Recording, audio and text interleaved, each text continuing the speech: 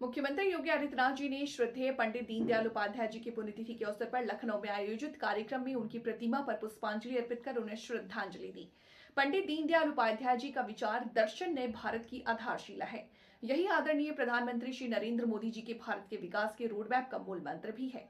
अंत्योदय की प्रेरणिता श्रद्धेय श्री पंडित दीनदयाल उपाध्याय जी की पावन स्मृतियों को नमन। पंडित दीनदयाल उपाध्याय जी का जो कहना था वह कि देश की प्रगति का मापक ऊंचे पायदान पर खड़े व्यक्ति से नहीं बल्कि सबसे निचले पायदान पर जो व्यक्ति पड़ा है उसके चेहरे की खुशहाली से की जानी चाहिए। उनकी सोच अंत्योदय की सोच थी। अंतिम पायदान पर खड़े हुए व्यक्ति के बारे में हमारी सोच क्या है, उस सोच को प्रदर्शित करने के लिए ही उन्होंने देश के स्वतंत्र भारत में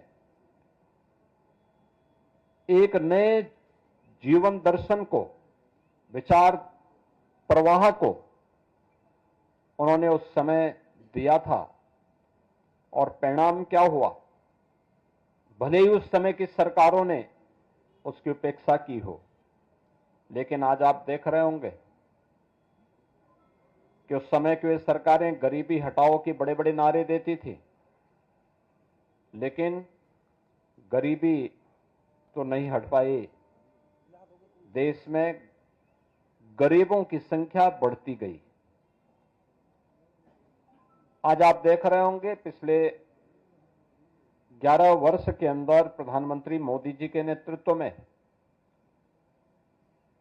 मोदी जी ने 2014 में जो बातें देश के नागरिकों से कही, उनसे जब पूछा गया कि वास्तव में भारत के विकास का रोड मैप आपके पास क्या है, उन्होंने एक शब्द में उसको कहा था, एक वाक्य में कहा था कि सबका साथ और सबका विकास का।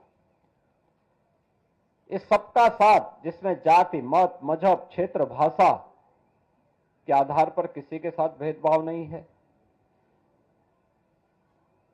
देश के अंदर अमीरी और गरीबी की रेखा को समाप्त करते हुए सबको हम एक साथ लेकर के चलेंगे, इस भाव को लेकर के उन्होंने एक नारा दिया।